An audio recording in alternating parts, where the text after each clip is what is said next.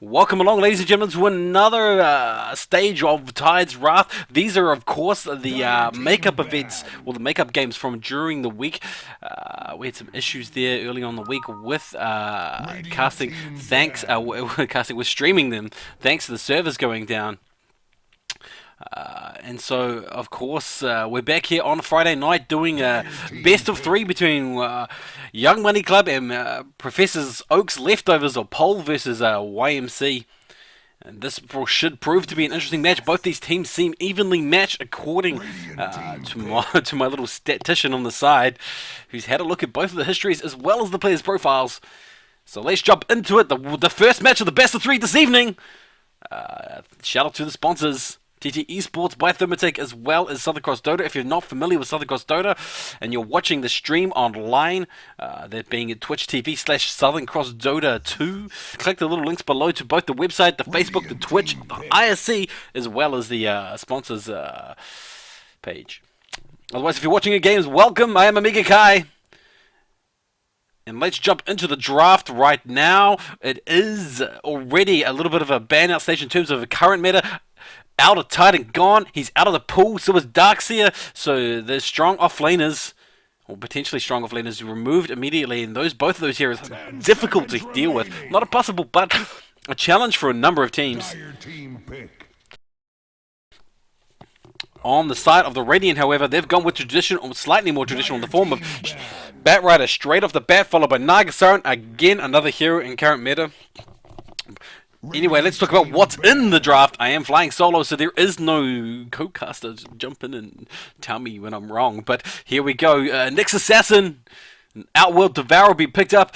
Two very strong heroes, particularly the Outward in the mid lane, or even on the potential in the long lane. Nyx Assassin, of course, one of the top 4 supports, will be going into their tri-lane position, unless there's going to be some oddball pickup here.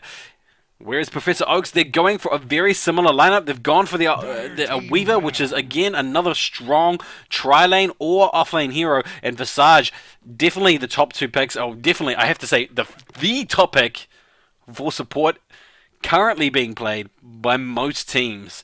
Of course, if you're not a support player, you may not know what the buzz is about Visage. You may have missed the memo that tells you how good Visage is, particularly all the way through. Just current good. If you're looking at a curve, a graph that says, when your hero peters off and when your hero peaks, Visage just is a gradual incline all the way through to the late game, based on micro with the familiars, vision that it gives you, as well as the soul consumption, powerful nuke, the slow. So a lot of abilities there, a lot of utility in the form of Visage.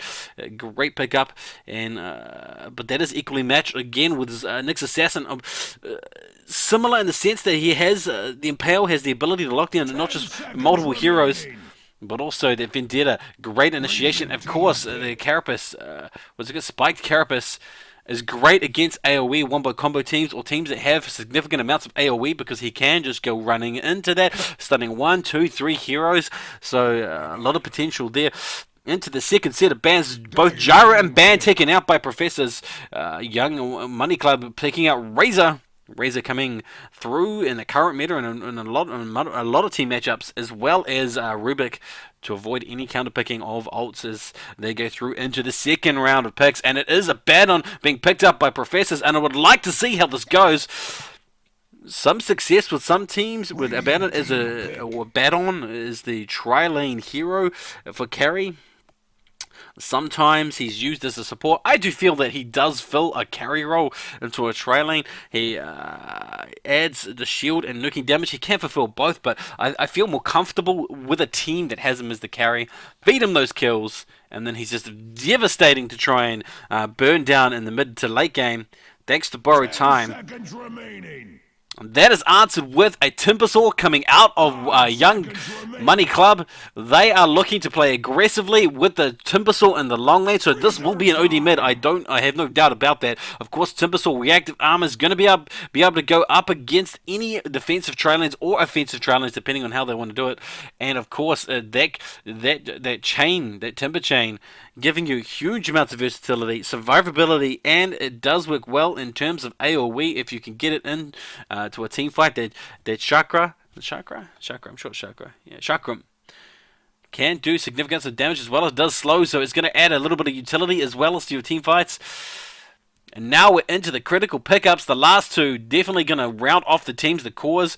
Of course, Professors already have Visage and Weaver. They go with Conquer for the natural counter to OD.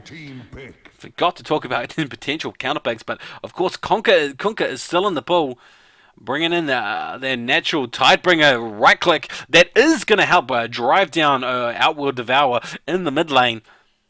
Even if it's not that matchup, even if it is a matchup with Timbersaw, it's still going to relatively do the same. That splash is very, very strong, and it does also add a lot to the mid to late game. If you can get a crit stick and go into a Daedalus, the amount of mounting team damage you can add just by right clicking anything is quite significant. And it does work well with a number of other abilities and other heroes. You can X marks the spot into a boat. So a lot of team utility as well as right-click potential out of the Professors. They have also Abandon to add to that. So this could be an interesting matchup. But there are still a number of very powerful in the hills. I want to say Lifestealers in there. Still very strong in the current meta. Although the chat is talking about the next patch upcoming. I'm not going to cover that just at this point. That is, of course, something for another time. Perhaps between games we'll talk about that openly with the Twitch chat people. But for now, we're going to look at the current match up, and they go with Lina. Lina, I think Lina is in the top 6, 7 for support because of the Laguna Blade, because of the stun, because of the fire, the damage that she can do with her self Dragon Slave. Yeah. Dragon Soul, Fiery Soul. I can't remember what the name of the abilities are for Lina. That's how often I see her being played. She's kind of petered off a little bit. She works really well with a number of heroes for setup. And one of those, of course, is Shadow Demon. Whether or not they go with that, they already have a support with Nyx Assassin. They can go with something else for the tri-lane carry, so unlikely. Professors, however, they've got one more support to pick up for that tri-lane, unless this, of course, this is an abandoned tri-lane support. So their options also open, but it does look like initially Kuka up against Outworld Destroyer or Timbersaw in the mid lane, and then Weaver up against whoever is left over. All of those at this stage on paper I put down to Professors, the leftover team. I feel that they would win no matter what those combinations of lanes. They would have a good time. Perhaps maybe not Weaver against Timbersaw. And into the last ban slots we go. It is, of course, Shadow Fiend being banned out, and Alchemist makes it all the way through to the 5th lot for ban. No one looking to pick it up. And now we may see some untraditional pickups. There is a minute and 20 odd seconds to go for the Radiant team. They have a long time to discuss this. And I would like to actually personally see a pickup of Io here, using Abandon as the carry. That's going to help you out with Kunkka, empower down your heroes, give you that global gank that you may be looking for, a lot of team presence, and great initiation, or at least something that has initiation. I don't feel they have enough on the Radiant team. They could go with Clockwork, they could go with Centaur War Runner. Something that's going to enable them to get the drop on the opponents is what they need. I feel that they lack that. Whereas Young Money Club, they have a better mix-up. But they go with Viper. Viper, of course, I don't want to say popular in Russian Dota. It was popular in Russian Dota not so long ago. Just because he adds a lot of right-click, and it's just a match of just killing when it comes down to those crazy, crazy Russian players. Viper, of course, is going to be the tri-lane hero. Has to be. Kunkka mid. Abandoned support with Visage. And this is a Viper support, which I haven't seen being played at all. Young Money Club, of course, has still got a lot of time to decide how they want to counter-pick this, if they're going to counter-pick this. 5 seconds remaining. And it has to be said that they've got many options for carries left in the pool. Reserve time. And again, a Lifestealer is still there, not banned out. And that would be a great pickup, I feel that the versatility of Lifestealer is still very strong in current meta, still strong in the current, until the current patch. I'm being told that they may go for another support, but I'm not feeling that. I feel that they really need to pick up another carry. They only have OD. Nyx is not really a carry. Timbersaw is not really a carry, although they can perform a pseudo carry role if they get the right setup, if they get the right laning situation, if they get the right farms.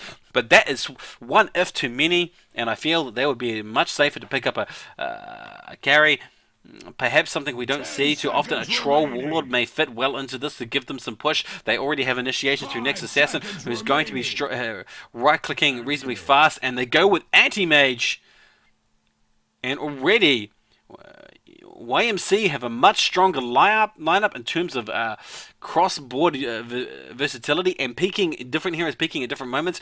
We've got OD for the mid to late. We've got Anti-Mage in the mid to late also, but obviously in the late.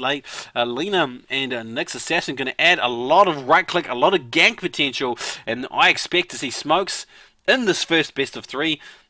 But do not count out whatsoever POL. This is not even the match. This is only the draft. It's going to come down to laning. And it's also going to come down to confidence and player skill.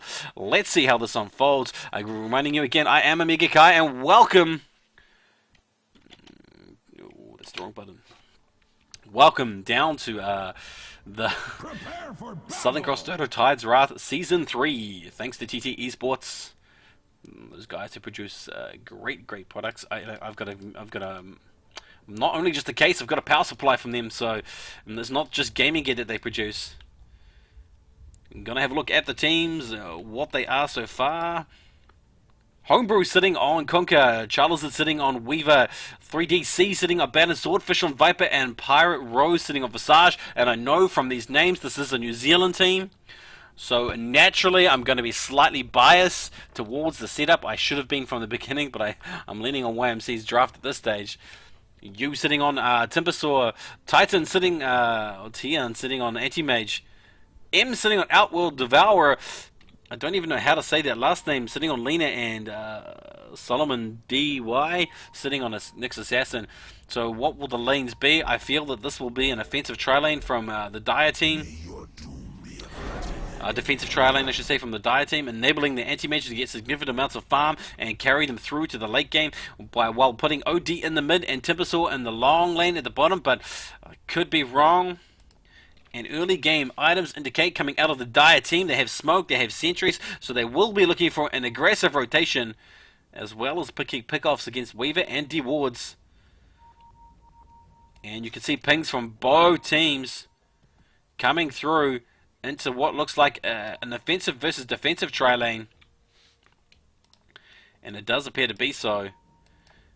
Radiant team going with Visage, Abaddon, and Weaver for the carry in that tri-lane. Mid lane, of course, going to be Kunkka, and in the bottom lane by himself, and I feel that this could be a critical error. As Viper, no escape utility whatsoever, except he does have that slow that enables him to get away a little bit, but no natural evasion whatsoever. Has a tremendous amount of damage, and if he's going to get jumped, he's just going to sit there and right-click it and hope to get a kill before he dies, and he can do that role, he can perform that role extremely well. Whereas the Dire team at this stage, it does look like it's going to be an OD mid, or Timbersaw mid, with a tri-lane in the top. They have the option there. They have still some time to maneuver, and it of course looks like it will be OD mid, with Timbersaw rotating into the bottom. This is a tri-lane versus tri-lane offensive versus tri-lane defensive, and this will determine the game. I feel that this is a bad mistake for the New Zealand team. Well, no, I could be wrong. They need, if they get sufficient amounts of denial, and also harassment onto Anti-Mage, if not a kill or two on the Anti-Mage, this will be a great pick-off, and they will slow down that Anti-Mage, which gives their own heroes a bit of utility to pick up farm, or be able to go to late game.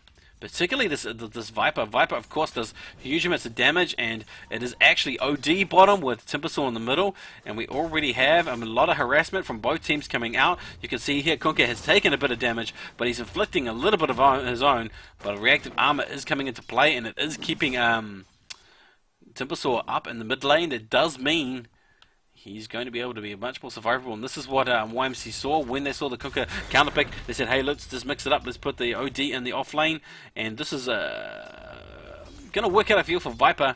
In fact, this is going to be a scenario where they kill each other quite regularly. I feel this is very close.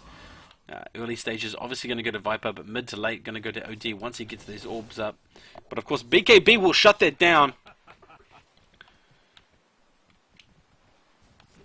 And it's anyone's games, but as my statistician tells me, this is an evenly matched match given their information. And let's have a look at CS already. It's pretty close across the board, except for Timbersaw. He is picking up a substantial lead over his counterpart in the mid lane. 9-4, he's more than double. Everyone else is pretty fair, pretty close. There's not much in it between anyone else, but Timbersaw is gaining a substantial lead on him and getting further and further away. Kunkka taking quite a lot of damage, and looks like he's going for an early bottle, saving for that bottle. But he must be careful because he's only sitting on a couple of 100 points, having to pop their healing potion. In the top, there's a number of pings going down. They want to harass this anti-mage. And you'd have to say it's currently working, with anti-mage sitting on the lowest CS out of all the carries, sitting only slightly above the supports. So they are successfully managing to drive anti-mage away and keep him away from that farm, which will be very critical for that mid to late game. And will this anti-mage save for straight off Battle Fury, or will he go for treads first? As we've seen in a number of high-level games, treads, when you're going in this sort of situation, works out far better. You run the risk, of course, when you're saving for that Battle Fury, you're being killed, which even delays your items much later. With that treads, you can add yourself to the team fight a little bit earlier. And in the bottom lane, there could be potentially an engagement. No, just an Astral Imprisonment, just going to keep that Viper mana low. And both teams playing defensive, playing cautiously. I don't want to say defensively because this offensive tri lane is being aggressive. They are keeping the supports at a range, and this is not what you want to see if you're on the side of YMC. You've got supports they're being forced back behind or into the safety of the tower range. They are stacking and pulling, which is going to give them this XP advantage, but this is going to be contested at some stage. And as I say this, of course, Professor's team are rotating around. Well, rotating. They are maneuvering in to contest this. Rotating not being the right word. Top tower is under attack. Yeah, they do want to contest this. They pull up a bit of CS, they get the creeps back, they pull it into their own wave, and now they undenied, but now it's going to give them an extra options for CS, and you can see this well-placed, honestly greatly, again English, this well-placed observer ward, which enables them to see what's going on with this offensive tri lane, whether or not they've rotated into the jungle. Anti-mage taking a bit of harassment still. OD in the bottom lane being forced back a bit. Looks like he's taken a little bit of damage. Viper, of course, passive damage, or I should say limited mana damage. It does add a lot, and you can see there OD is being driven way back. And that is only one level, and he's only on 200, so this could quickly escalate for the Viper. And in the top, again, another contesting onto the pool. This pool being blocked out by their own ward. So no more pull for you, they say. This also gives them an option here to dive if they want. They know it's not going to be pulled. They can pull it themselves. Look to dive and beyond the tower. And now their clings go down on to Lina, as well as Anti-Mage. There seems to be some confusion. They want to go for both. They decide to harass Anti-Mage out, who goes for the shot. Meanwhile, Kunkka in the mid, forced to retreat. Takes a tremendous amount of damage from what must have been a poorly set up engagement. And all in all, nothing really major going on. Let's have a look at net worth. See how this goes in terms of net worth. It is red in the top half of the screen. Timbersaw with Weaver and Anti-Mage neck and neck. With OD followed by Weaver and Viper. And that's how close it is. It's actually, as I said, all of that, it changed a number of times. So the top four is going to come down to first blood. It's going to come down to this offensive lane. If they can shut down the anti-mage, and as you got to say, it's already happening. He is going straight for the Battle Fury. He does run a bit of risk of being delayed on that Battle Fury. If they can just secure a number of kills, especially if they look to rotate, they will be able to lock down this anti-mage, or hopefully lock down this anti-mage and secure some kills. They have the potential. First blood being picked up in the bottom rapidly, very quickly. It was a pickup by OD, using the ult as well as right-clicking. But the Viper just exploded, and Weaver also in danger. He's taking a lot of damage. Another kill, a second pickup for YMC. Kiwi's on the back of a bit of a back foot.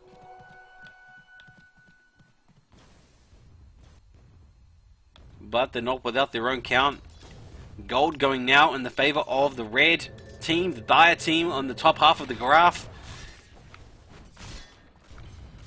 And it is still anyone's match. At this stage, it's so early in the game, only 7 minutes. Feels way more intense than it should be for 7 minutes into the game for this level of play. It seems, that's how close it seems. It seems that at any moment it could teeter in one team's favor or another. And this goes to show the skill level of both these teams must be evenly matched, because neither team is having a great time in their lanes. It seems to ebb back and flow back and forth. But of course, Anti-Mage is the hero to follow. This is where the game will be made or made or sold. Will there be the Australian, an Australia team full of fail? The failure of the Australia, that's the one. Will they be that team that fails? And taken down by this one of only very few New Zealand teams in the Oceanic region.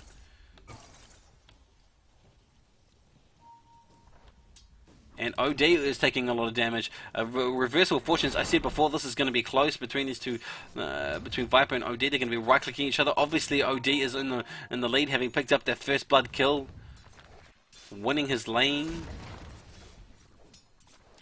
Meanwhile, in the middle, Kunkka takes a bit of damage as well. Has been forced to use the torrent in order to make a hasty retreat.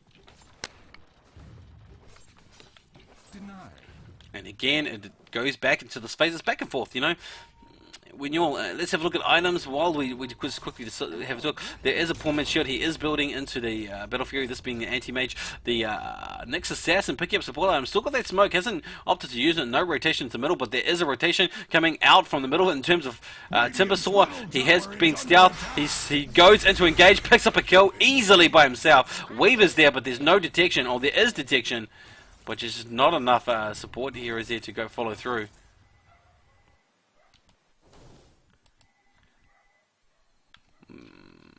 Meanwhile, in the bottom lane, OD having gone for Dreads first, as well as Viper, both looked. No, only Viper has looked to have an upgraded stick. Null Talisman onto OD. Could go for a Dagon if he chose to, and we've got to watch the middle because Kunkka, he looks like he's going to get rotated on. The smoke finally being used. There comes the initiation in the form of Impale. Down comes the damage, Chakram, and the stun, and that's an easy pickup for YMC. No trouble whatsoever. Great use of the smoke, good rotation, and of course a great overlay of abilities. Stun into stun under whirling death. And that secures the kill for 0-4 to YMC. Dyer's top tower is under attack.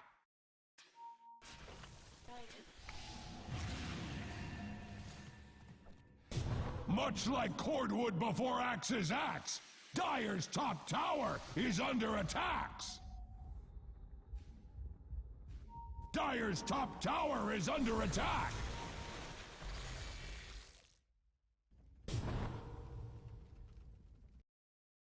Much like cordwood before axe's axe, Dyer's top tower is under attacks.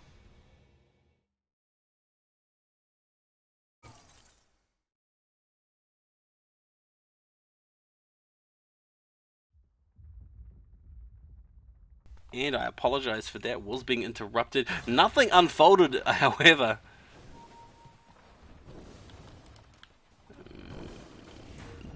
Still status quo. And another pickup just then by another rotation into the middle. Another pickup and the first kill also for POL. They get one. Viper comes in and finishes off. And Anti-Mage, he does go down. Nice pickup there because that is a huge play. Another delay onto that Battle Fury. Having already been denied so much farm. And it does look like OD will end up being the primary character for the late game. It's 2-5 in the favor of YMC, but only just. And the graphs, they say a similar story. Less than 2,500 gold advantage. XP though, they are just under 4k, so that is 2 to 3 levels advantage. And that will be mostly the kills as well as the first blood. And the great farm that they've had in the interim while heroes were actually respawning.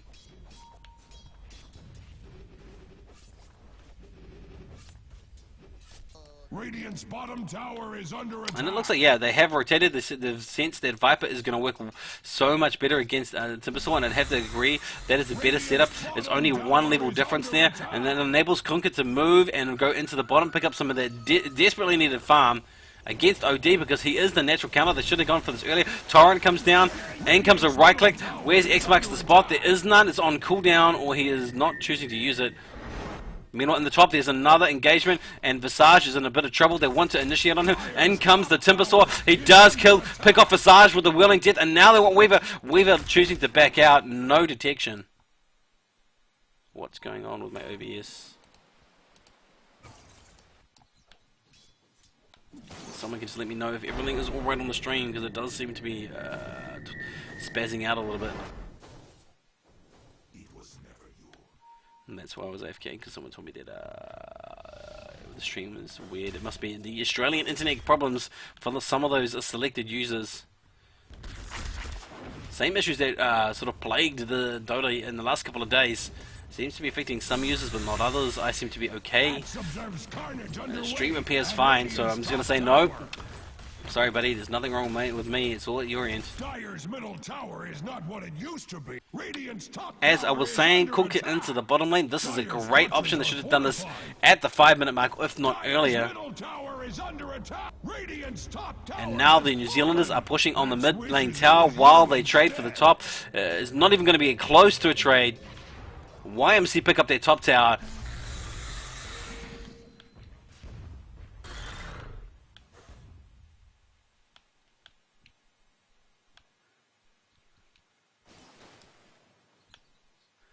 YMC pick up their top tower. That is definitely important, given they haven't traded. So this just shows you that their push is so much more effective than that of the professors.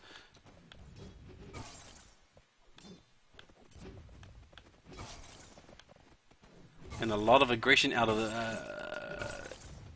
I feel that this Radiant team, they need to be more aggressive. They need to throw it down, and Viper does initiate onto OD. OD looking to TP away, but unfortunately there's no come through. In comes Nyx Assassin. More damage comes through in the terms of Eclipse of Sanity. Does catch off one hero. One more right click. Timbersaw's there with DD. He does show down Whirling Death. Tame Timber Chain in is all he needs. One right click. Soul Consumption does not save Viper. And he just casually Timber Chains out of there. And the TP's reaction was quick from the supports, but now it's not working out the way they intended. No borrowed time for you. You go down immediately, and they're going to dive this. They're going to look to secure the kill and go for yet another kill. And that is 5 in a row, losing none. And down comes the boat. Timbershaw manages to get away. He's still got DD. And this is a bad decision. That is 5 for 1, only Lena dying, everybody else getting away. Reasonable amount of damage onto the tower. And DD Timbersaw does it all, and more TPs into what could be again another death trap. But Viper wants to take the chance, and there is a call to regroup from the Dire team.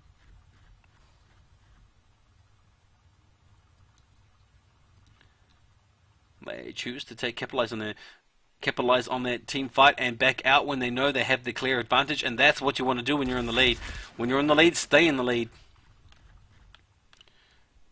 Attack in the same direction to make sure that you're keeping pace with the other team. And that's they've done more than that. They've accelerated beyond that. Not overcommitting, and not throwing themselves away. You saw Professors TP into situations that you probably should have thought, maybe we should just let that one hero die rather than committing 3-4 heroes to an engagement, which could end up badly, and it did.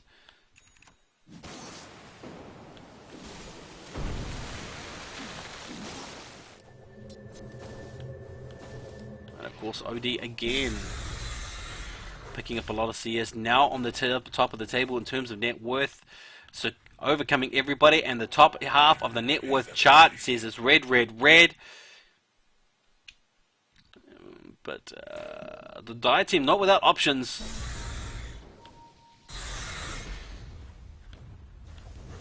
And more, yeah, picking up another tower, and there doesn't look like an aggression here. There is a nice pickup here by a Stealth Viper. Radiant's bottom tower Not even stealth. Not even sure what Lena was doing so far out of position. Statistician tells me there was a pick off thanks to Familiar. Nice setup stun followed through by everybody else, who were just around the corner picking their heads, picking off their kill. And now it's 40-11 in the favor of YMC. They are gaining. They have momentum behind them. And now they just need to convert their momentum into even more kills, even more CS, and it does. It looks like they are. They're rotating into the middle to attack and lay siege to this tier 1 tower. And this should be an easy tier 1 tower. Glyph is available where they don't sense that there will be a reactionary. There won't be a reaction to this. There will be no TP. Radiant's middle tower is under attack. And there is a torrent, there is a Kunkka around somewhere, and it does force him to go out. The right click forcing Lena way back. But they want to go down onto Nyx Assassin. No stunts to secure the kill. Stun or repel already being used. As well as, what else do they have? And torrent. And Familiars, where the Familiars is hovering over the tower. They're on cooldown for their stuns, so they could not stop this TP. And now this is an engagement. The Radiant team are going to try and lay siege to this tier 1 mid tower, but even just the Timbersaw by himself should be able to provide enough coverage for the rest of the team to get into position. And Viper is the key here. Viper so slow, naturally so slow. Really slow base movement speed. If Viper gets caught out of position, there's a huge chunk of POL's DPS.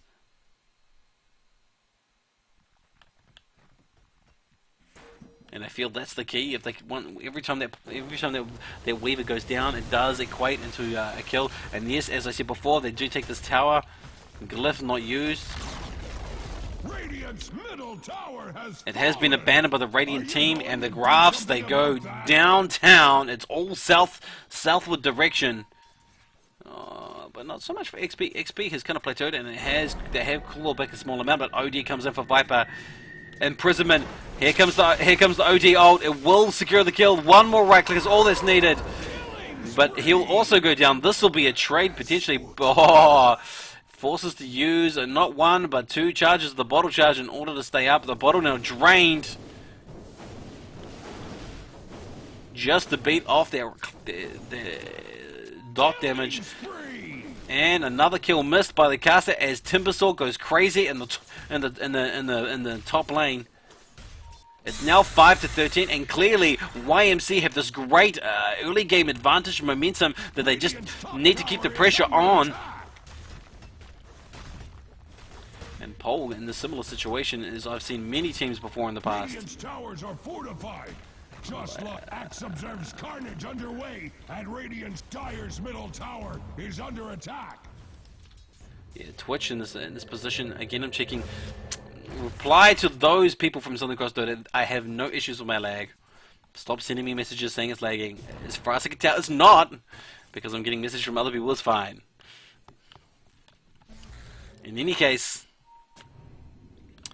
POL in this position, I've seen many teams before, and I've said it once and I'll say it again. If you're on the back foot, you want to go for aggressive warding and an overabundance of smoke gank. This is how you secure those kills. This is how you come back from a poor situation. Rather than waiting for the inevitable assault on your tier 3 tower, you can take the initiative, take it to the enemy. If you plan to gank, you plan to succeed. If you just look to react, you're going to be on the back foot, and it's going to continue in a downward trend.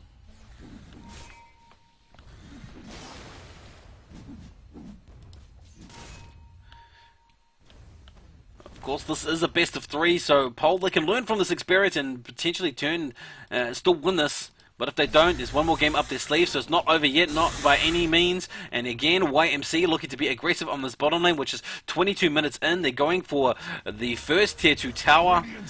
Glyph, again, no longer available. And is there any TPs coming in? Any reaction? There's pings, but there's no TPs available. Or opting not to use them. Yeah, no one appears to have only Abaddon appears to have TPs, and so does Kunkka, but they're not answering to it. Meanwhile, in the top lane, anti-mage rapes into the players thanks to a great impale, and they take the bottom tower at the same time, and the split push is going to come through. Battle Fury up on anti-mage. And this is quickly getting out of control for the New Zealand team. They're on the back foot. And this is getting more and more out of control. They need to compose, they need to regroup, they need to pick up more smokes and just plan to be more aggressive, pick up any heroes as much where and whenever they can, and just back out, play safe, rotate, smoke, gag, rinse and repeat, and then when they get their big pickup in the form of anti-mage or in the form of OD, they can then look to 5-man and counter push themselves. But as I say that, Dire team, capitalizing on the lack of confidence out of the Radiant team, are going to take Roshan. Quite comfortably, no challenge, not even positioning to challenge, or at least make them feign. It is all solid. And DD sitting on Outward Devourer, who has now a 4-staff as well as the Aegis. And everybody comes in, the Astral Pushman sets it up. This is the pickup they were hoping for.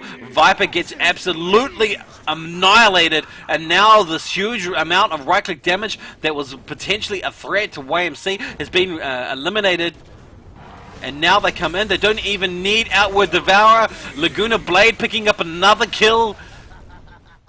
Harassment damage, they do have to back off. They have Familiars as well going down. Timbersaw going balls deep. Dota, in comes a torrent into boat. As Sanity's Eclipse comes through, they pick up a 3rd kill in exchange for Timbersaw. A 4th kill. And OD is just going to dive this, and GG called before any second tier 2s go down. No Rax has fallen, and we go immediately into next. Well played by YMC, showing masterful control over the game. Game that escalated quickly. I was Amiga Kai. You can follow me on Twitch or Facebook. Amiga Dota. Amiga Kai Dota, I should say. On Facebook there. Hit like, hit subscribe, hit follow. But we'll see you shortly in next, which should be less than 5 minutes away.